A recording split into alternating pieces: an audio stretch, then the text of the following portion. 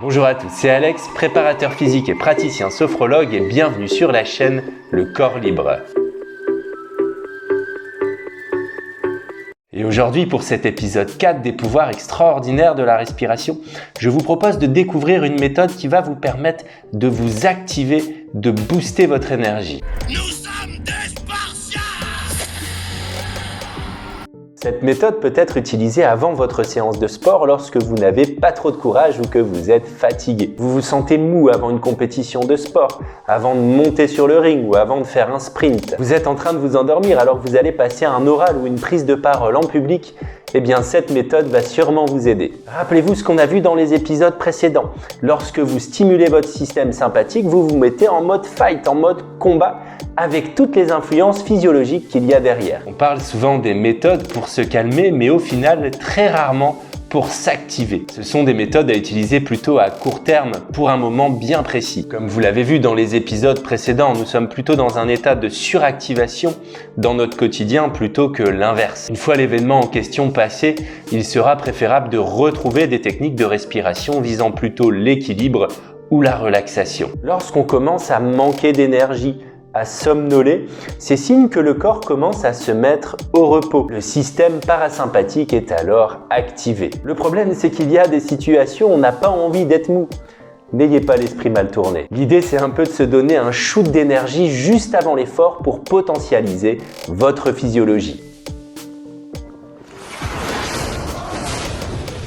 On a vu que le système sympathique s'activait principalement lors des phases d'inspiration et que l'apnée pleine permettait de mettre un coup d'accélérateur. Eh bien, vous avez là vos deux principaux outils pour construire une véritable dynamite pour votre organisme. D'ailleurs, petite parenthèse, on voit souvent à la télé, avant des combats ou des compétitions d'haltérophilie, des entraîneurs mettre des lourdes tartes à leurs athlètes. Il y a d'ailleurs eu une polémique avec Claudio Pusa, le coach de Martina Trados, une judokate qui a pris 2 gifles avant son combat au JO 2021. La pratique est brutale et parfois choquante. L'entraîneur a d'ailleurs été sanctionné pour ça. L'idée est en fait de mettre le cerveau en mode prédateur pour activer en force le système sympathique, avec toutes les adaptations physiologiques qui vont avec. Le problème, c'est qu'on est dans de la violence pure et qu'il est difficile de trouver les limites, et la situation est d'autant plus sensible dans un rapport homme-femme. Bref, parenthèse fermée, on s'en tiendra aujourd'hui aux techniques de respiration. En favorisant l'inspiration, vous commandez à votre corps de se préparer à l'action. 2 solutions, fuir ou attaquer.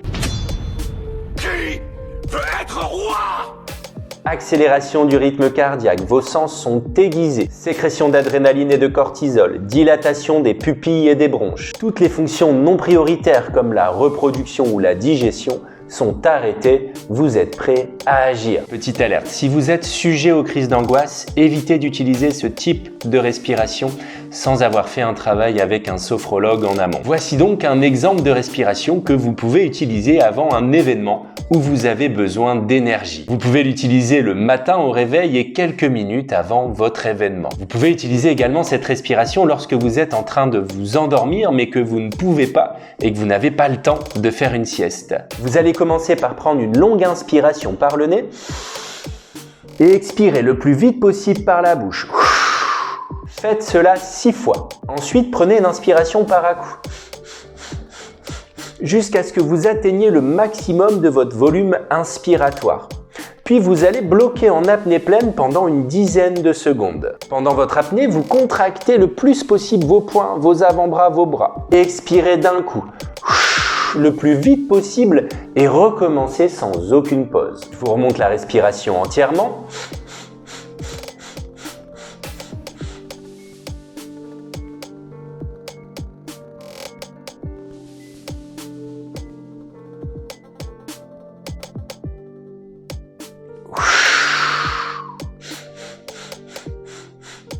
Répétez ceci une dizaine de fois. Vous êtes maintenant prêt au combat. Si vous êtes vraiment KO et que ça ne suffit pas, ajoutez du mouvement à la contraction. Vous pouvez également ajouter du bruit, de la musique motivante et pour la gifle, je vous laisse à même d'en juger par vous-même. Voilà, j'espère que ce 4e épisode vous a plu. Je vous remercie de l'avoir regardé. N'hésitez pas à liker et à faire un petit retour en commentaire après avoir testé cette respiration. Dans l'épisode 5, on verra ensemble s'il est possible de perdre du poids grâce à la respiration. N'hésitez pas à vous abonner à la chaîne pour être informé sur la sortie des prochains épisodes. Vous pouvez toujours me retrouver en coaching visio en petit groupe avec correction des postures en direct.